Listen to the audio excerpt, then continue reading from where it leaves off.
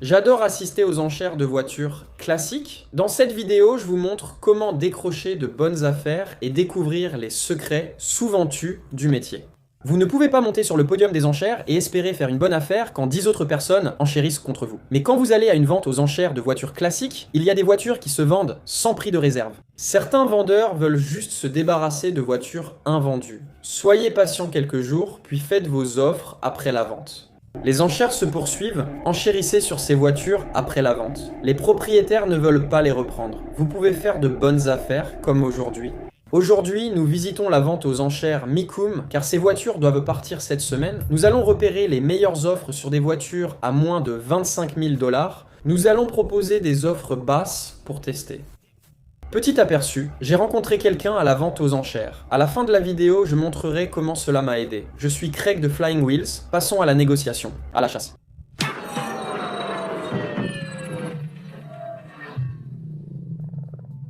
Il est plus tard et je vais voir ce qui reste invendu pour faire des offres sérieuses. Comme sur cette Pontiac Transam de 1996.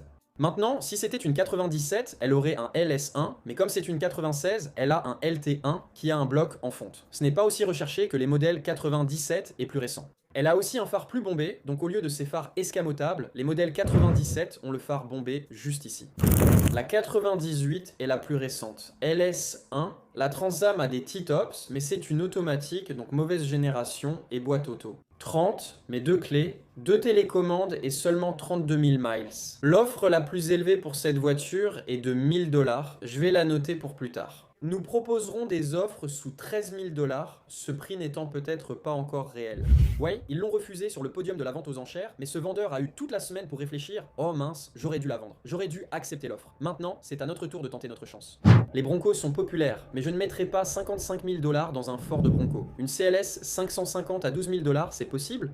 En 2013, cette voiture était luxueuse. Aujourd'hui, c'est un casse-tête. BMW M3, coupé 1995, carrosserie élargie, jantes de rechange. C'est bien, mais je la veux d'origine. Sortie d'usine, non modifiée. Non, pas de modèle S. Modèle S 85 de 2014, enchère maximale à 11 000 $. Scannons le numéro de série pour voir la vraie valeur. Cette voiture se revend facilement. Il y a quelques rayures sur le pare-choc, ce n'est pas grave. C'est une voiture d'occasion et en fait, ça pourrait être une meilleure option que toutes ces voitures classiques à acheter et à revendre. Donc si j'ouvre la porte ici, oh, cette voiture est vraiment belle. Je peux scanner le numéro de série juste là. Si j'ouvre mon application d'estimation laser, et c'est pour ça que j'aime les voitures récentes, je peux simplement scanner ce numéro de série juste là et il va me donner une valeur. Gêné ? Je ne sais pas trouver le kilométrage sur une Tesla Model S, il y a trop de boutons. Roby, comment on démarre ? Je n'ai aucune idée, je ne vois que l'autonomie. D'accord, ça affiche 51 000 miles, donc je vais les entrer et on pourra voir combien vaut la voiture. Elles se vendent aux enchères autour de 9 700, 7 700. Donc à 11 000, cela ne nous intéresse pas. Offre de 11 500 pour cette Challenger SRT 8, première édition, 105 000 miles, elle part à 12 000 $. C'est une version large, pas une version large d'usine. Ils ont ajouté la carrosserie large, mais c'est vraiment une belle SRT 8 pour 11 000 $. Est-ce que ça sent la cigarette ? J'adore ces jantes et ce kit carrosserie, ça pourrait nous convenir. Ces voitures se vendent toujours trop cher aux enchères. Dommage, la voiture ça a été mal repeinte. Ce n'est pas bon. Voyons sa valeur. 4 000 $. Si je trouvais une de ces voitures à 4 000 $, j'en achèterais 100, voire 1900. Je crois que ces prix sont faussés aujourd'hui. Si je le vends aux enchères de concessionnaires, ils verront la même chose. Je ne peux pas trop dépenser, même si c'est une bonne affaire. Les S2000 se vendent toujours bien. 18 000 $ pour une S2000 de 2008 avec 44 000 miles me paraît un prix raisonnable. Je n'aime pas ce qu'ils ont fait. Les phares sont de rechange et les jantes sont toutes abîmées, mais c'est la moitié du plaisir. J'adore redonner vie aux jantes. C'est assez simple. Feu arrière d'origine, pare-choc décoloré, vitres de capote affaissées, siège déchiré, 44 000 miles difficiles. Mais le book estime environ 32 000 $ aux enchères. Ils obtiennent parfois 1019 000 ou 26 000. Vérifions le Carfax pour le titre de propriété. D'accord, donc c'est un titre reconstruit, il y a donc un historique derrière cette voiture, on va passer notre chemin. Nous avons une BMW série 1 pour 7 000 $, une 1M biturbo 3 litres, 6 vitesses avec 9 000, 70 000 $. Oh mec, ça n'a même aucun sens. Même à 107 000, c'est une véritable affaire. La 1M est très légère par rapport à sa puissance. Je ne veux pas la Ferrari, mais ce qui m'intéresse, c'est ça. Est-ce une R ou une F-Type R? Si c'est une F-Type, c'est un V6 3L, mais il existe aussi une version 5L suralimentée. Ma question, ont-ils mis le 5 litres de la Ford Mustang? Ils ont sorti un 5 litres suralimenté, c'était fou. Ces voitures ont un son incroyable, sont sportives et élégantes. C'est une voiture à avoir, mais pas le 6 cylindres, ça ne m'intéresse pas. Une Mercury Grand Marquis de 8000 miles pour 18 000 $. Quelle voiture cool celle-là? Une 50, un pour 7500 $. Ces voitures ont des problèmes de joints, fument beaucoup, mais restent impressionnantes. Elles valaient 140 000 $, maintenant seulement 7500 avec un pack M. Waouh, ça fait beaucoup de voitures, un peu dépassées, mais 500 $ pour une BMW série 7. Allez mec, à ce prix, tu n'as même pas une série 3. Dans le premier épisode, ce bateau est passé, un Yamaha 2023 22 pieds, 2 moteurs. Tout se vend aux enchères maintenant. Je n'ai pas pu regarder, mais ce serait amusant et je pourrais le mettre à mon quai. Parce que, petit coup de gueule modeste, je vis au bord de l'eau maintenant, ce dont je suis vraiment fier et heureux. J'adore ça. C'est un très beau bateau. Waouh, regarde cet écran tablette, double moteur, donc tu as les deux manettes des gaz. Ce bateau très élégant est déjà vendu. Feu rouge. Fonctionne-t-il avec Yamaha? Probablement oui, sauf si c'était un CDU. Bimini, je ne sais plus le prix. Vous vous rappelez du prix dans le premier épisode? Ils vendent encore des voitures à des prix fous. Une Ferrari SF90 Spider 2023 coûte près d'un demi-million de dollars. Mention honorable à une Bugatti de 1927, vraiment chouette. Regardez, le bloc de bobine est devant le volant. Quiz pour vous. Dans quel film des années 90 ce Jeep Wagoneer apparaît-il? C'est aussi ma première Ferrari, ce qui est cool. Ce que je viens de dire, c'était est-ce une 456M? C'est une V12 à moteur avant. C'était la voiture phare de Ferrari vers 1999. Oui, 456 GT coupé, V12 5,5L. Avec une boîte manuelle à 6 vitesses en H, la mienne était une automatique. Donc ce n'était pas du tout excitant, mais cette boîte manuelle à 6 vitesses rendra ça beaucoup plus amusant maintenant. Cette voiture n'était pas rapide de 0 à 100 du tout. C'était une voiture pour les vrais conducteurs. Vous achetiez cette voiture parce que vous vouliez l'utiliser tous les jours et rouler à 260 km à l'heure partout. Vous rouliez en douceur, c'est pour ça qu'elle était faite. Voilà. La valeur de ces voitures est absurde. C'était leur modèle phare. J'ai payé 1000 $ pour ma 4 ou 5 avec une boîte manuelle à 6 vitesses. Elle vaudra plus. Ces Ferrari ne sont pas très prisées. C'est pourquoi c'était ma première. Il est difficile de savoir ce qui vaut cher ou non. Je suis arrivé et j'ai dit, ok, moins de 20 000 $. Je suis intéressé, mais la Pontiac Trans Am Collector Edition 2002 est à 5 000 $, la meilleure offre aussi. Mais c'est parce que cette voiture n'a que 631 km et c'est une boîte 6 vitesses. Comme je vous le dis toujours, je les vois tout le temps en Camaro et en automatique, jamais en boîte manuelle. Bon, allons-y, c'est de ça dont je vous parlais. C'est une Jaguar F-Type R coupée de 2015. Maintenant, elle a vraiment l'air beaucoup plus cool parce que le pare-choc avant est complètement différent, elle a aussi une lame inférieure en fibre de carbone et de meilleures jantes.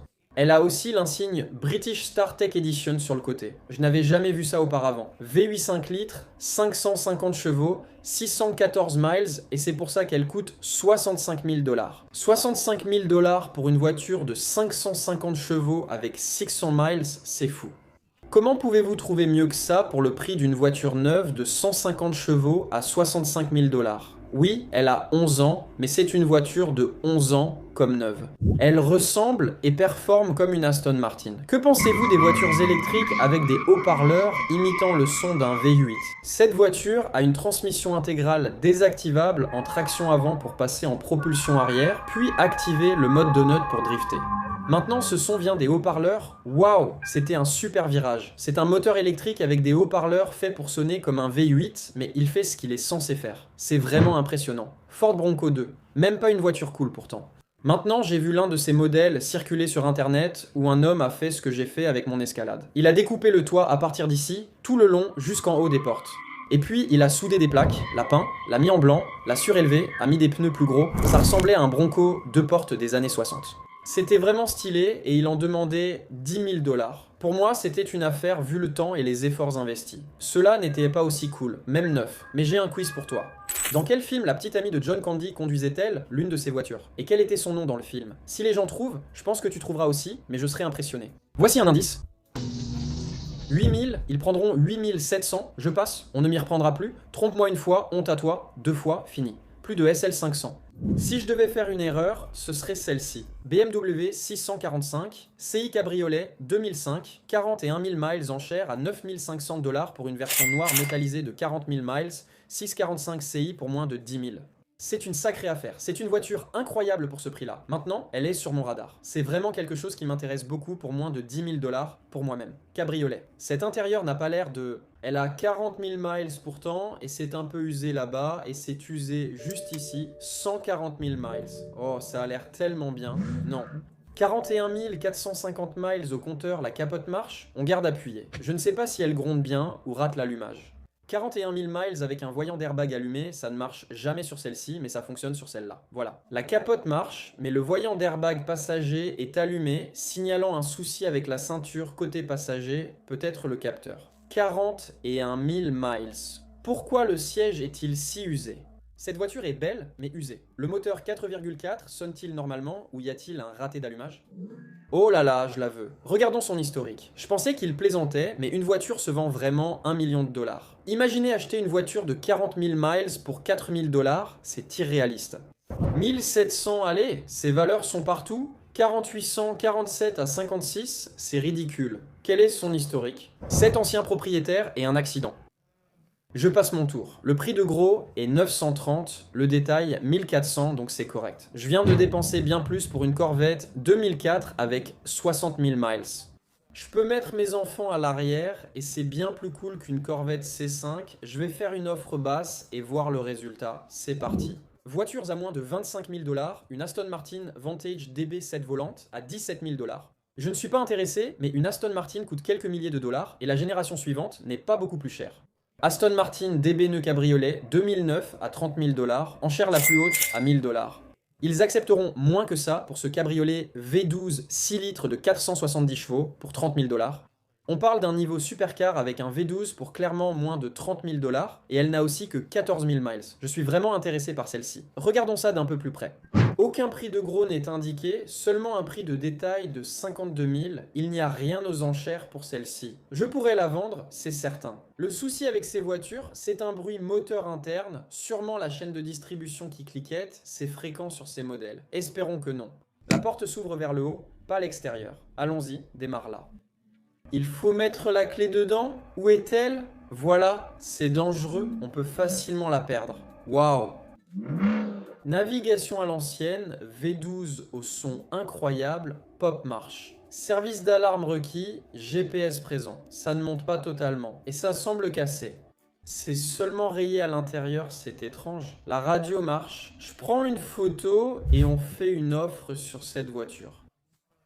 J'ai tiré une leçon que je vais t'expliquer après une photo. J'ai démarré la voiture avec la clé dedans pour entendre le bruit, comme je fais souvent lors de ventes aux enchères de concessionnaires. Tu avances, tu recules juste un peu, comme ça tu sais qu'elle avance, tu sais qu'elle recule. Je n'y ai jamais vraiment réfléchi parce que c'est tellement normal pour moi dans les ventes aux enchères classiques. Quelqu'un est venu et m'a dit « Eh, tu ne peux pas conduire ces voitures, tu ne peux pas les démarrer. Ce sont les employés de Mikoum qui doivent le faire. Ils le feront pour toi. » Demande seulement, fais ce que je dis, pas ce que je fais, comme dit Green Day, les employés s'en occupent. D'ailleurs, je suis sur ACV, j'ai reçu une alerte. Aston Martin Virage, 2012 42 000 miles, V12, c'est une version plus récente. On vient de vérifier le voyant d'assistance d'émission de service jaune. Il propose 38 000 $ pour cette voiture, 3 ans plus récente mais avec plus de kilomètres, actuellement en vente au même prix. Coïncidence, mais on sait qu'on peut gagner de l'argent avec cette voiture. J'ai déjà fait cette erreur et ne la referai pas, mais j'aime bien. C'est très féminin, mais j'aime leur travail. C'est un peu comme une Bronco 69, blanche et bleue, ça rend vraiment, vraiment bien. Un AM General Hummer de 1987, ils l'ont recouvert d'un revêtement Rhino comme pour les bennes de camion, puis ils ont peint par-dessus. 6,2 litres V8, c'est un diesel D3, non ? J'aime le cuir à surpiqûre croisée.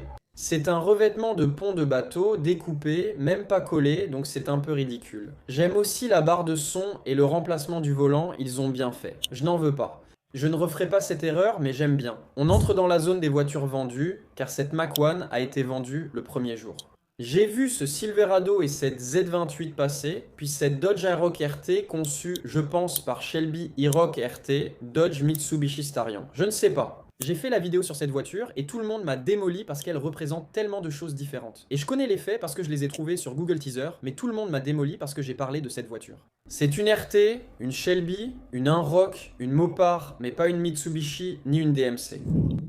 Je crois que Dax Shepard en a justement une, et il a plutôt bon goût en matière de voiture de type hot rod, ce truc est dingue. Tu peux transformer une Buick Roadmaster en quelque chose de vraiment cool, ou tu peux en acheter une déjà modifiée. Quelqu'un a dépensé beaucoup trop d'argent pour pas si cher que ça.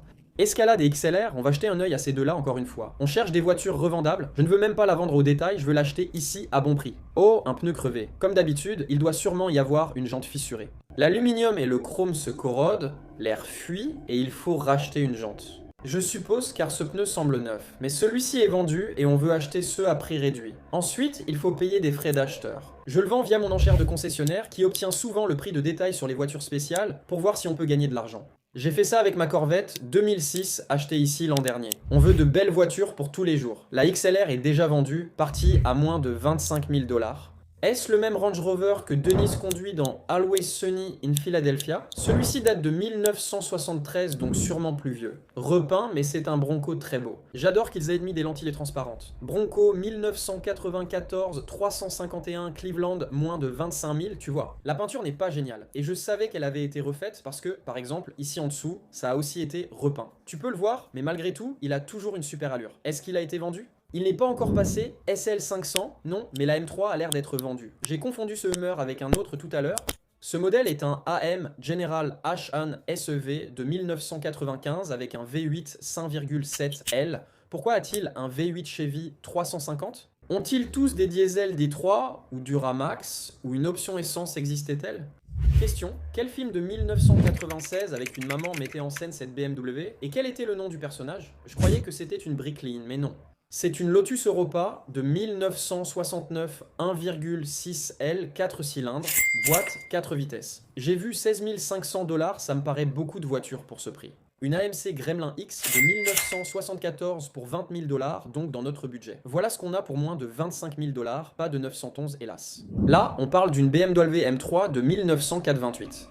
Je me suis trompé dans les chiffres, pensant que c'était 500 au lieu de 75 000 $. J'ai dû mal lire, ça aurait été une super affaire. Beaucoup de voitures sans prix de réserve ont été vendues ici cette semaine. Il faut vraiment rester toute la semaine, il y a tout. Toutes les voitures sans prix de réserve ont été vendues au plus offrant. Je n'arrive pas à croire que la Mini Cooper ait coûté si cher. Ford Mustang GT, Speller Nomad, ce J-Wagon, tous sans prix de réserve, oh là là, j'aurais dû rester toute la semaine. G3 120 en 1995. J'ignorais qu'il existait en 6 cylindres, j'ai vu ces modèles restaurés pour ressembler à des G-Wagon récents car ils sont presque identiques extérieurement. On enlève l'intérieur et on en met un plus récent et tu as, genre, un G-Wagon qui a l'air plus neuf. Sans prix de réserve pour une Ferrari California, sans prix de réserve pour une coccinelle mince. J'aurais dû venir toute la semaine, aucune réserve sur une Corvette aujourd'hui. Toutes sont-elles passées? Comme ça je saurai pour l'an prochain. Quelle longue journée, je n'imagine même pas. Je peux te dire combien de pas j'ai fait aujourd'hui, mais ma montre s'éteint, preuve que j'ai beaucoup marché. Je ne suis pas là pour acheter une voiture à 100 000 $, d'ailleurs elles ne se vendent pas. Celle-ci coûte 235 000. Je ne viens pas acheter des voitures à 250 000 $, impossible à revendre, mais des voitures normales. C'est pourquoi on n'est pas resté longtemps, même si des choses intéressantes se passent. Il y a des caméras partout, Rutledge Wood et Chris Jacobs sont là. Je crois que de nombreuses personnalités de la télévision automobile sont présentes aujourd'hui.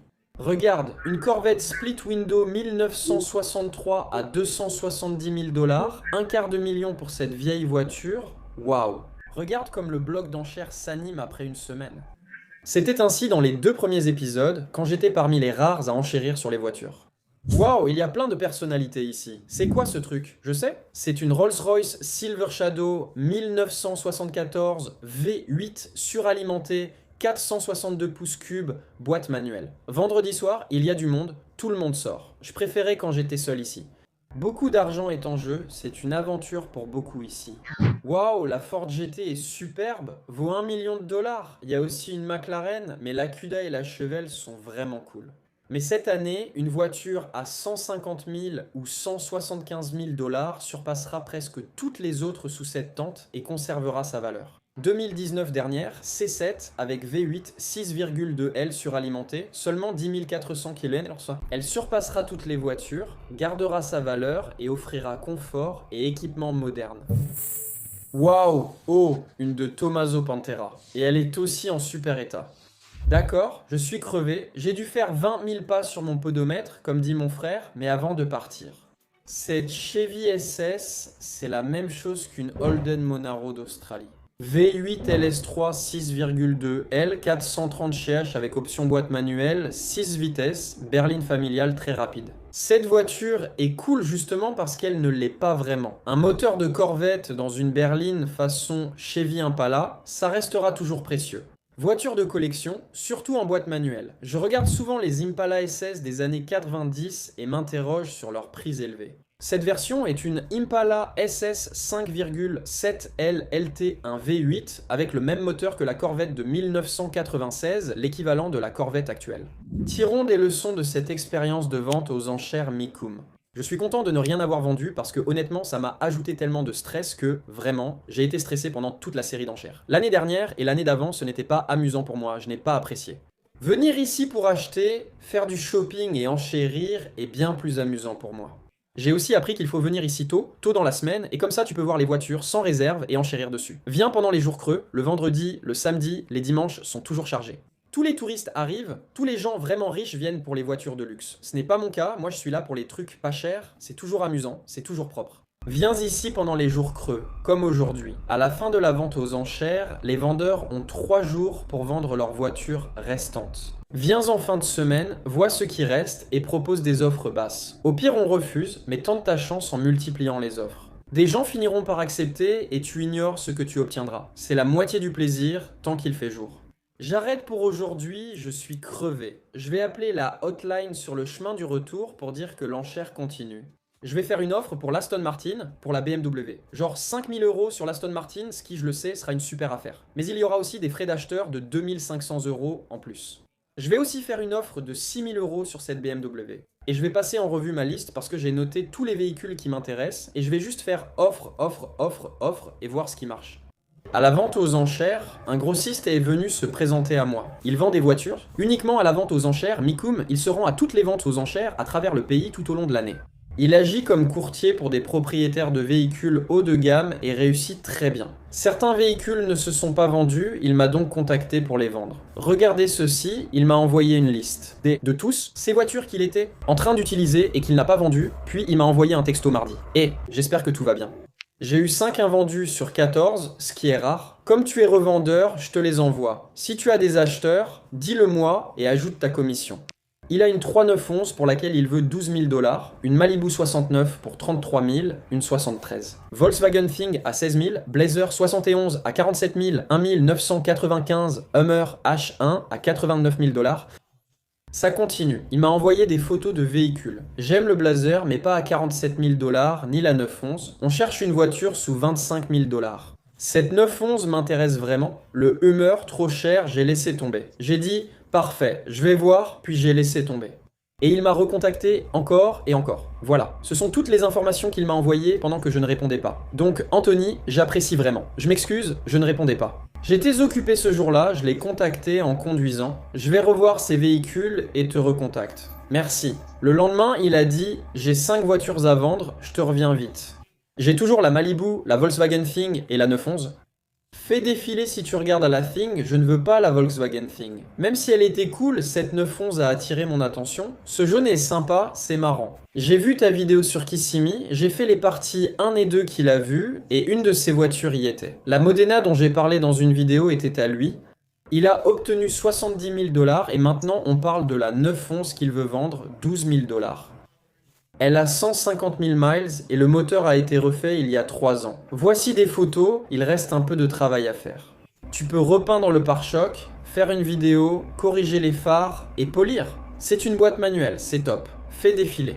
Il me donne tous les dossiers d'entretien dans 1 minute. Où sont-ils? Voyons voir ici. Ce sont toutes les photos. Je suis intéressé mais en réunion. J'ai l'impression de l'avoir esquivé, ce qui me gêne. Moteur refait en 2017. Il me remet tous les dossiers d'entretien de la voiture, il veut clairement la vendre rapidement, 156 000 miles, Les valeurs de cette 911 sont très basses. Je lui ai dit, il a proposé 10 000. J'ai refusé. Il a aussi une Jaguar à vendre. Il m'a envoyé la valeur de la 911. Il sait aussi ce qu'elle vaut. C'est une voiture peu chère et j'ai dit que je l'achèterais à bon prix. Mes vidéos traitent d'achat, de réparation et de revente pour le profit. Malheureusement, il n'y a pas de gain possible. Alors je parle du fait que les frais lui coûtent 1000 $. Donc 9000 $, s'il en voulait 10 mais acceptait, l'enchère lui aurait donné 9. Je vais lui donner ces mêmes 9. Il a dit, demander, puis refuser. La 911 n'a donc pas marché pour moi, je continue d'en rêver. BMW série 6 cabriolet à 9000, mais le numéro de série indique une faible valeur. Pas d'argent à gagner, réfléchis. J'achète pour revendre, pas juste pour une vidéo, j'ai besoin de gagner un peu, donc la 911 est toujours en attente. Je lui ai laissé du temps pour réfléchir. 9000 pour une 911 avec 160 000 miles, ça vaut le coup. Ce serait une vidéo sympa et un projet amusant. Après nettoyage, quelqu'un paiera 12 000 avec les factures. Les Volkswagen et la Cheval Malibu ne m'intéressent pas, elles sont à vendre. Si quelqu'un est intéressé, contactez-moi. Pour toi et l'Aston Martin, j'ai appelé et je leur ai fait des offres vraiment basses parce que l'Aston Martin et la BMW me faisaient vraiment peur. Il y a tout simplement trop de variables, je ne connais pas les voitures, elles sont à la vente aux enchères. Feu rouge. Donc j'ai fait une offre de 25 sur l'Aston Martin et une offre de 6 sur la BMW. Les deux ont été refusés. Tu vois, il suffit de tourner autour, c'est une question de chiffres. Fais un maximum d'offres basses juste avant que ces voitures partent. Le pire qu'il puisse dire, c'est non. Le mieux qu'il puisse dire, c'est oui. Et là, tu fais une bonne affaire. C'est comme ça qu'on obtient des bonnes affaires. Ou alors, tu vas à une vente aux enchères, sans prix de réserve, comme Barrett Jackson. C'est ce qui m'est arrivé avec la Ferrari. J'ai perdu 25 000 $ à cause d'une mauvaise description. Informe-toi, examine la voiture, connais ton achat, puis profite d'une vente sans prix de réserve. Il n'indique pas le kilométrage, donne peu de détails, donc tu ignores ce que tu achètes. C'est une loterie. Voilà tout ce que je peux dire. Fin de ma série Mikoum. J'espère que ça t'a plu et que c'était instructif. Merci d'avoir regardé. J'adore ces vidéos, j'adore aller aux enchères, c'est comme un salon automobile pour moi. Je partage mes connaissances et j'essaie d'avoir souvent raison. Merci à tous, à bientôt. La prochaine vidéo sera sur notre concession et l'obtention de la licence. En fait, je pars aujourd'hui pour West Palm Beach afin de déposer ma demande et ça a été un cauchemar désastreux. Donc je vais vous expliquer ce qu'il faut faire pour obtenir votre licence de concessionnaire dans notre prochaine vidéo. Merci d'avoir regardé, à bientôt.